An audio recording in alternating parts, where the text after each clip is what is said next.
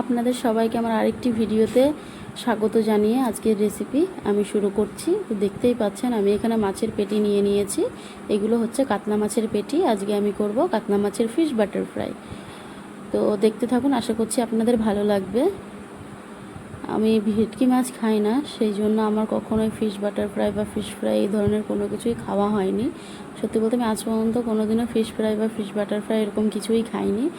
তো অনেক দিন ধরেই ভাবছিলাম যে কাতলা মাছের ফিলে দিয়ে করব, কিন্তু করে হয়ে উঠছিল না। তো সেই জন্য আমার শাশুড়ি মা কালকে যখন বাজার থেকে নিয়ে এসেছিলো, তো আমি তখনই বলে রেখেছিলাম, মা আমি এটা দিয়ে ফিশ বাটার ফ্রাই করব। তো আমার শাশুড়ি মা বললো যে ঠিক আছে করো। তো সেই জন্য যে 3 পিস রেখে দিয়েছি, আমরা বাড়িতে 3 জন লোকই আছি, আর পিসগুলো অনেক বড় বড়, একটার বেশি খাওয়াও যাবে না, সেই জন্য 3 পিসই নিয়ে নিয়েছি। এখানে আমি হালকা লবণ মাখিয়ে 2 মিনিট রেখে দিয়েছি। এবার মাছটাকে আমি এপিট 1 মিনিট আর ওপিট 1 মিনিট 2 মিনিট ভেজে নেব, যাতে মাছের কাঁটাগুলি আর মাছের স্কিনটা ছাড়িয়ে যায়। আমি মাছগুলো সিদ্ধও করে নিতে পারেন আপনারা যদি করেন, কিন্তু আমি সিদ্ধ করলাম না। আমার সিদ্ধ করলে কেমন জানি ঝালঝালা লাগে। ভাজলে যে টেস্টটা আসে, সিদ্ধ করলে ঠিক সেই টেস্ট আমি কোনো কিছুরই পাই না। সেই জন্য আমি বেশিরভাগ জিনিসই ভেজে করার চেষ্টা করি, যেগুলো আর কি ভেজে করা যায়। আর যেগুলো সিদ্ধ না করলেই নয়, সেগুলো তো সিদ্ধ করতেই হবে। এখানে দেখতেই পাচ্ছেন এই মাছটা ওই পিঠ 1 মিনিট আর এই পিঠ 1 মিনিট ভেজে নিচ্ছি। খুবই হালকা ভাজতে হবে, বেশি কড়া ভাজা যাবে না, তাহলে কাঁটাগুলো বের করা যাবে না। এই যে ভাজা হয়ে গেছে, নামিয়ে নেব। এই যে নামিয়ে নিয়েছি, ঠান্ডা করাও হয়ে গেছে আমার। এটা ঠান্ডা হয়ে গেছে। এইবার আমি এটার কাঁটা আর স্কিনটা বের করে নেব। পেটিতে বেশি কাঁটা থাকে না, তো যে 2-4টে কাঁটা আছে সেগুলো সবই বের করে নেব। আস্তে আস্তে আলতো হাতে বের করতে হবে, নইলে মাছগুলো ভেঙে যেতে পারে।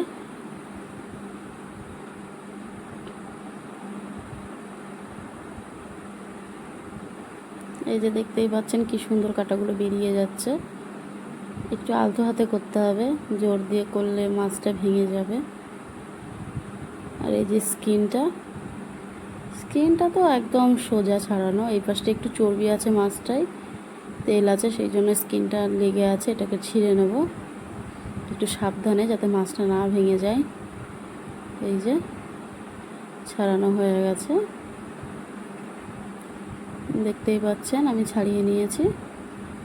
এইভাবে আমি বাকি 2টো মাছও ছাড়িয়ে নেব। এই যে আমার 3টে মাছই ছাড়ানো হয়ে গেছে। এই যে কাটা আর স্কিনগুলো। এবার আমি মাছটাকে হাফ লেবুর রস দিয়ে ম্যারিনেট করে রাখবো কিছুক্ষণ। এখানে আমি একটা মাঝারি সাইজের লেবুর অর্ধেক দিচ্ছি, যেহেতু আমার এখানে 3 পিস মাছ আছে, বেশি লেবুর রস দেওয়া যাবে না। দিয়ে এবার 2 মিনিট আমি 2 থেকে 5 মিনিট যাই হোক রেখে দেবো আর কি। মশলাটা পেস্ট করতে যতটুকু টাইমই রেখে দেবো। এবার আমি একটা পেস্ট বানিয়ে নেব।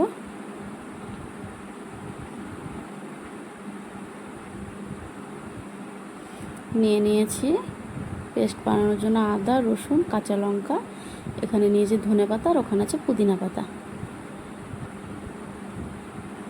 আদা রসুনটা ছাড়িয়ে নেব। এই যে ছাড়ানো হয়ে গেছে, আদা রসুন সব ধুয়ে নিয়েছি। এবার দিয়ে দেবো গোলমরিচ। আর এই পুদিনা পাতাগুলো আমার ছাদের গাছের, একদম ফ্রেশ, নিজে টাটকা তুলে এনেছি। আর এই যে দিয়ে দিলাম ধনেপাতা। এবার আমি এটা পেস্ট বানিয়ে নেব। এই যে পেস্ট বানিয়ে নিয়েছি। এবার আমি মাছগুলোকে ভালোভাবে ম্যারিনেট করে দেবো।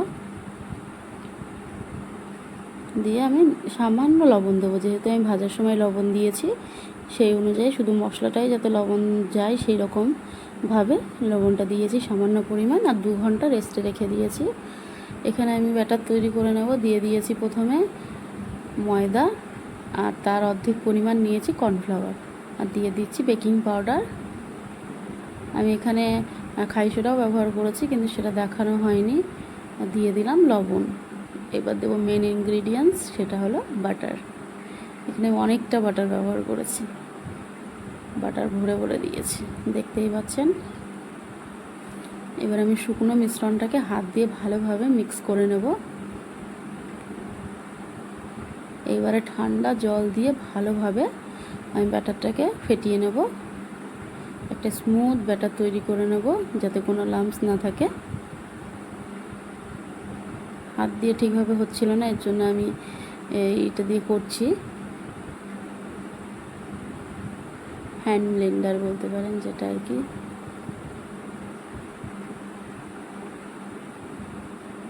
এই যে দেখতেই পাচ্ছেন আমি ভালো করে ব্লেন্ড করে নিয়েছি, কোনো লাম্পস নেই এর মধ্যে। এবার এটাকেও আমি 10 থেকে 15 মিনিট রেস্টে রেখে দেব। এই যে 10-15 মিনিট পরে কড়াই বসিয়ে দিয়েছি, দিয়ে দিচ্ছি সাদা তেল। এটা কিন্তু আমি ফার্স্ট টাইম ট্রাই করছি, কোনো ভুল কিছু হলে অবশ্যই ক্ষমা করে দেবেন। আর পরবর্তীতে কীভাবে ভালো করে করা যায় সেটা অবশ্যই আমাকে কমেন্ট করে জানাবেন। আমি আগে কখনো ফিশ ফ্রাই করিনি, তো এই যে ফার্স্ট টাইম আমি ট্রাই করছি, এটা আমার ফার্স্ট টাইম। এখানে আমি উপর দিয়ে একটু ব্যাটার দিয়ে দিয়েছি। এবার আমি মাছটার ওপর দিয়ে তেল দিয়ে দিয়ে ভালোভাবে এপিট ওপিট কড়া করে ভেজে নেবো, যাতে উপরটা ক্রিস্পি আর ভেতরটা জুসি হয়। সত্যি বলতে এখন আমি ভয়েস ওভার দিচ্ছি, আমার এখনও মনে হচ্ছে খাই, এত টেস্টি হয়েছিল কি বলবো। উপরটা পুরো ক্রিস্পি আর ভেতরটা পুরো জুসি। এটা কাতলা মাছের পেটি তো এই জন্য একটু মোটা মোটা হয়েছে, আর একটু সরু করলে সরু হতো, এটা একটু মোটাই ছিল এই জন্য এটা একটু মোটা হয়ে গেছে। একে একে সবগুলোই ভেজে নেবো। এই যে ভেজে নিয়েছি, দেখতেই পাচ্ছেন। আশা করছি আপনাদের ভিডিওটি ভালো লেগেছে। প্রথমবার করলাম, যদি কোনো ভুল হয়ে থাকে অবশ্যই ক্ষমা করে দেবেন। আর ভিডিওটি ভালো লাগলে একটা লাইক কমেন্ট করে শেয়ার করে দেবেন। ধন্যবাদ।